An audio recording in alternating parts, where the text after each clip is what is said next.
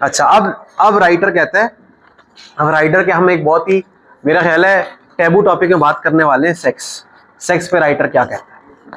Writer कहता है to a starving man, एक बंदा जो भूखा मर रहा है, सही है, उसके सामने आप एप्रोडाइट, जो ग्रीक्स में goddess of beauty and fertility थी, वो भी ला के रख देना तो वो उसको शायद अच्छी ना लगे। एक बंदा जो भूखा मर रहा है उसके सामने आप खूबसूरती की देवता ला के रख देंगे, उसको वो अच्छी नहीं लगेगी। लेकिन जैसे ही उसका पेट भरेगा उसके जहन में ये इंस्टिंक्ट आनी शुरू हो जाएगी। अब इंसान है ऐसा कि जैसे ही उसकी बेसिक नीड पूरी होगी ना, वो इन सब चीजों के बारे में सोचने लग जाएगा। आप देखें, चाहे आप जितनी मर्जी अफ्रीका में चले जाएं, पाकिस्तान में साले खाने को है नहीं, आटा नहीं है, चीन बच्चे हम दबा के पैदा कर रहे हैं। क्यों? क्योंकि हमारी बेसिक इतना खुराक हो रही है कि हम जी रहे हैं, धनाधन बच्चे पैदा हो रहे हैं, पॉपुलेशन आउट ऑफ कंट्रोल होती जा रही है। और जैसे ही आपकी बेसिक नीड फुलफिल हुई, आप में सेक्सुअल नीड बहुत ज्यादा बढ़ गई। पाकिस्तानी और ये डेवलपिंग कंट्रीज क्या कर रहे हैं? धनाधन बच्चे पैदा कर रहे हैं। लेकिन सबसे ज्यादा ये नीड किन कंट्रीज की फुलफिल्ड है? यूरोप की, सही है, यूएसए में। इसी वजह से सबसे रैम्पेंट सेक्सुअलिटी उधर ही होती है। जहां आपकी फूड की नीड सबसे ज्यादा फुलफिल हो गई, आपकी बेसिक नीड सबसे ज्यादा फुलफिल हो गई, वहां पे ये डिजायर उतनी ज्यादा रैम्पेंट हो गई। जो नेचर है ना, उसको अल्टीमेटली, अब हम एक लम्हे को, हमने रिलीजन पे बात करी, अब हम एक लम्हे को गॉड और रिलीजन को साइड पे कर रहे हैं। हम सिर्फ बात कर रहे हैं इंसान के बारे में from an evolutionary perspective. Evolution के लिए we are just means of procreation. आप अपने जीन्स को आगे फैलाओ, आपकी ये जीन्स जो आपका जीन पूल है, जितना वेरिड होगा, जितना आगे फैलेगा उतना अच्छा है, सही है। इट्स नॉट इवन अबाउट बच्चे, इट्स अबाउट आपका जीन पूल। आपके जो जीन्स है वो कितना आगे फैलते हैं, एवोल्यूशन के लिए बस असल चीज है। एवोल्यूशन को ये भी फर्क नहीं पड़ता कि आप खाएं या आप भूखे मरें, एज लॉन्ग एज आपका जीन पूल आगे बढ़ता जा रहा है। आपको, अगर आप लोग कभी एनिमल चैनल देखें, आप लोगों को ऐसी उल्टी उल्टी किस्म की, अजीब किस्म की, एक मछली है, वो ऊपर अंडा टूटेगा, नीचे तैर के आएगी, सही है, खाते खाते आएगी, नीचे आके बड़ी हो जाएगी, फिर तैर के वापस ऊपर जाएगी, प्रोक्रिएट करेगी, मर जाएगी। एक खास किस्म का कीड़ा है, उसकी टोटल लाइफ मेरा ख्याल है कुछ दिनों की होती है, प्रोक्रिएट करके मर जाता है। एक कीड़ा, एक स्पेसिफिक नेशन, सिकाडास मेरा ख्याल है सो कहते हैं, वो 17 साल बाद आता है, प्रोक्रिएट करता गायब हो जाता है। एवोल्यूशन में, क्योंकि हम भी एक, अब हम रिलीजन की बात नहीं कर रहे, we are all part of it, मतलब हम एक नेचर का पार्ट है, तो अवर इज जस्ट प्रोक्रिएशन। उसके लिए प्योर डिजायर के लिए जो हमने पोएम्स लिखी हैं, पोइट्री है, आर्ट है, म्यूजिक है, डांस है, ये सब ऊपर ऊपर का मेकअप है। असल में तो वो कुछ और करना चाहती है, वो सिर्फ प्रोक्रिएट करना चाहती है। और यही वजह है, अब पहले मैं इंग्लिश में बोलूंगा राइटर, क्योंकि राइटर के वर्ड्स में बयान नहीं कर सकता, फिर मैं अपनी बात करूंगा। यही वजह है, when we have completed both of these functions, मतलब प्रोक्रिएटिंग और अपनी प्रोजेनी का, अपनी औलाद का थोड़ा ख्याल रखना, nature has no further use or regard for us. Normally we would soon thereafter die. If we go on living, it is as dispensable bystanders in the procession of life. Nature चाहती है आप बच्चे पैदा करें, उनका ख्याल रखें। इसी वजह से जब इंसान के बच्चे पैदा हो जाते हैं और आप थोड़े अपने बच्चों को पाल लेते हैं, आप यूजलेस हो जाते हैं नेचर के लिए। आप नेचर के, आप किसी काम के नहीं है, या तो आपको मौत आ जाती है, आप मर जाते हैं, या आप बाय स्टैंडर्ड्स होते हैं, बच्चे अपनी जिंदगी जीते रहते हैं, आप उनको देखते रहते हैं। समटाइम्स मुझे कभी कभी बड़ा गुस्सा आता है कि ये जो सेक्सुअल पावर है, ये मेरे कितनी ज्यादा हावी हो जाती है मेरे ऊपर। इस सेक्सुअल पावर ने लोगों की जिंदगियां भी तबाह करी है, पूरे पूरे स्टेट्स खराब करे हैं, बादशाहतें तबाह हुई हैं, बड़े बड़े फिलोसोफर्स को बंदरों की तरह एक्ट करने पे मजबूर किया है। और इसी वजह से मैं समझता हूं कि इस सेक्सुअल अर्ज को कंट्रोल करने के लिए इतने सारे लोगों ने बैरियर्स क्यों खड़े करे। मतलब ये वो अर्ज है जो आपसे बड़े बड़े गलत काम करा देगी, इसीलिए इसको कंट्रोल करने के लिए बहुत सारे बॉर्डर्स भी रखे हुए। मिसाल के तौर पे मैरिज रखी है, आप चाहे मोनोगमी आपकी रिलीजन्स में देख लें, मैरिज रखी है। इवन नॉन रिलीजियस सोसाइटीज में भी मैरिज का कॉन्सेप्ट है ना भाई। यूएस वगैरह में भी मैरिज तो होता है, जो लोग नॉन रिलीजियस है वो भी मैरिज में मानते हैं। The ultimately target is to, ये जो आपकी अनकंट्रोलेबल डिजायर है कुछ करके आप टेम कर लें। अब है क्या कि आप या तो रैम्पेंट जानवर हो जाए या अपने आप को कैस्ट्रेट करवा लें। कैस्ट्रेट कराने का मतलब होता है जो मेल है ना वो अपनी रिप्रोडक्शन की एबिलिटी खत्म कर दे, ठीक है। अब इन दोनों एक्सट्रीम्स पे जाना तो सही नहीं है। आपकी सोसाइटी में अनकंट्रोल सेक्सुअल प्रोमिस्क्यूटी वो भी सही नहीं है, और अपने आप को कैस्ट्रेट करा लें ये भी सही नहीं है। तो अब हम करें क्या? हम करें ये, we educate the body to health and mind to temp. अच्छा, आप अपनी जनरेशन्स को आप बताएं उनको कि इसको टेम करने वाली चीज है। हमारी सोसाइटी में ये चीज टैबू है, कोई इस मामले में कभी कोई बात ही नहीं करता भाई।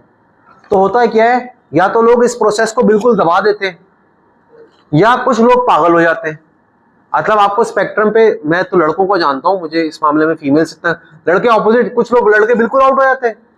अब हमारी क्लास में फीमेल्स है, वरना मैं थोड़ा और एक्सप्लेन करके बताता। कुछ लड़के बिल्कुल ही जो है ना वो उल्टी तरफ चले जाते हैं। तो बोलते हैं भाई आपने ना ओवरऑल दोनों चीजें बतानी कि this is a desire you have, you can not run from it. What you need to do is, as writer की ऑडियंस से, जब तक आपकी शादी नहीं हो रही तब तक कंट्रोल इट। और विमेन को भी आप ये बात सिखाएं कि आप में जो मोहब्बत है, जो आप में लस्ट है, वो फुलफिल हो सकती है जब आप किसी एक के साथ लॉयल रहें। फिर भी जो आप में डिजायर है वो फुलफिल हो सकती है आप किसी के साथ लॉयल रहें फिर भी। और इस लॉयल्टी का फायदा क्या होगा? आप मोहब्बत को एंजॉय कर सकेंगे। और मोहब्बत के बारे में हमने क्या कुछ राइटर के बारे में पहले पढ़ा है, ठीक है। ये डिजायर है, इसको कंट्रोल करना है। कंट्रोल अगर हम इसके मामले में बात नहीं करेंगे, गाइड नहीं करेंगे, तो हमारे पे अपोजिट एक्सट्रीम्स मिलते हैं। इस एक्सट्रीम्स को अवॉइड करना तो क्या करें, एक दूसरे को एजुकेट करें और मोहब्बत की वैल्यू सिखाएं। Make sense? चलो भाई, बस अब आखिरी छोटी चीज बची है, वॉर।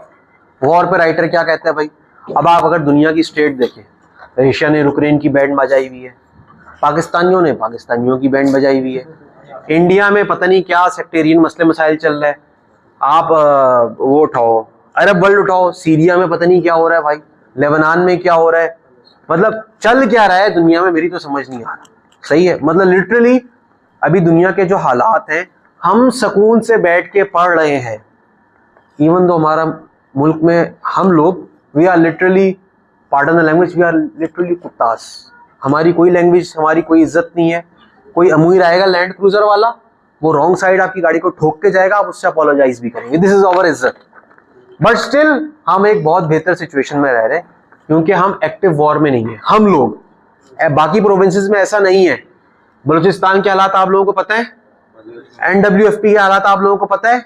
हम कुछ बचे हुए लोगों में से, वी शुड बी थैंकफुल कि हम कुछ बचे हुए लोगों में से। लेकिन दुनिया जो है वो बहुत तेजी से चेंज नहीं होती। What we can do is, wars को अवॉइड करने के लिए what we can do is कि हम लोग थोड़े से एक दूसरे से टॉलरेंट ज्यादा हो जाए, एक दूसरे की बात को एक्सेप्ट थोड़ा करना ज्यादा समझ लें। आप बोलते हैं 1 + 1 = 2, जरूरी नहीं है दुनिया में हर बंदा इस बात को माने। थोड़े से आप टॉलरेंट हो जाए, ये समझें कि दूसरे लोगों के व्यूज अलग हो सकते हैं, चाहतें अलग हो सकती हैं, दूसरे लोगों की सेंसिटिविटीज अलग हो सकती हैं। हो सकता है आप में से कुछ, जो मैंने रिलीजन के बारे में बातें करी, हो सकता है आप लोगों में से कुछ लोगों को बुरी लगी हो सकता है कुछ लोगों को बिल्कुल सही लगी हो। The thing is we ought to be open to listen to other people. हम दूसरे लोगों की बातों को सुन सके। और हमें हर नेशन में, हर किस्म के लोगों में कोई एक क्वालिटी जरूर ऐसी मिल जाएगी जो अच्छी है। हर रिलीजन में, हर नेशन में कोई एक क्वालिटी जरूर ऐसी मिलेगी जो अच्छी है। मिसाल के तौर पे what I think is Americans are hard working. Europe में what I think, I could be wrong, सही है, ये मेरा एक अपना बायस भी हो सकता है। यूरोप में लोग आज जनरली ट्रूथफुल एंड केयरिंग, लोग जनरली सच बोलते हैं। पाकिस्तान में क्या क्वालिटी है ये मुझे पता नहीं अभी तक, अल्लाह अल्लाह वास्ते चल रहा है हमारा मुल्क। चोरी में हम बहुत आगे हैं माशाल्लाह, एक से एक काम हम लोग कर लेंगे भी। ओ भाई क्या इंडस्ट्री बन रही है, ख्याल है कोई बस 2 बिलियन, पता है बिलियंस ऑफ रुपीस की इंडस्ट्री बन गई है भाई। और अब तो मैंने देखा है लोग एग्रेसिव हो रहे हैं, उनका हक है भाई। आप खाना खा रहे हैं ना, उनका बस नहीं चल रहा, गाड़ी के शीशे में से हाथ डालें, आपका बर्गर लेके भाग जाए। मुझे तो बहुत डर लगने लग गया। खैर, तो we should be tolerant about each others objectives. इसी वजह से मैं एक बात मानता हूँ, जिस तरह जब आप इस्लामिक स्कॉलर्स को सुनना शुरू करेंगे, कोई भी आप अपने मजहब के स्कॉलर्स को सुनना शुरू करेंगे ना, और जब आप उनको डिस्कस करेंगे, यू विल फाइंड 100 पीपल, और भी इसको क्यों सुन रहे हो, ये तो तुम गलत काम कर रहे हो, तुम तो बहक जाओगे, ये हो जाएगा, वो हो जाएगा। ये हर रिलीजन में होता है। This is not something unique to our culture. What we can do is, हम सोचें कि हर स्कॉलर में अच्छी चीज क्या है। जो स्कॉलर में आपको जो चीज अच्छी लगे उससे वो अखज करो, जो बुरी लगे उसको छोड़ दो। That's it. Someday let us hope कि हम अपने मुल्क से, अपने रिलीजन से, अपनी कम्युनिटी से मोहब्बत कर सकेंगे, और हम टॉलरेंट भी इतने हो चुके होंगे कि हम किसी के खिलाफ भी नहीं होंगे। आई समझ बात? अगर मैं अपने मुल्क से मोहब्बत करता हूं तो अभी हमारा बाय डिफॉल्ट क्या है कि आप इंडिया से नफरत करते हो। If you are a Pakistani you are to hate India, and if you are Indian you must hate Pakistan. चलो समडे लेट अस होप कि ओवरऑल, उसकी वजह कुछ और है बेटा, समडे लेट अस होप कि हम इतने टॉलरेंट हो जाए एक दूसरे से कि हम अपने मजहब को, अपने मुल्क को, अपने अकीदों को मोहब्बत कर सके, लेकिन उस अकीदे में दूसरे की नफरत शामिल ना। Make sense? सही है। बात बहुत लंबी हो गई यार, मुझे कुछ करना पड़ेगा, ये हमारी टॉपिक ज्यादा बढ़ने लग गए हैं। अच्छे तो होते हैं भाई, पढ़ाना भी तो है ना तुम लोगों को, मैंने पेपर में ये थोड़ी दूंगा मैं। नहीं नहीं नहीं नहीं, नहीं यार, ऐसे नहीं, पढ़ना भी है।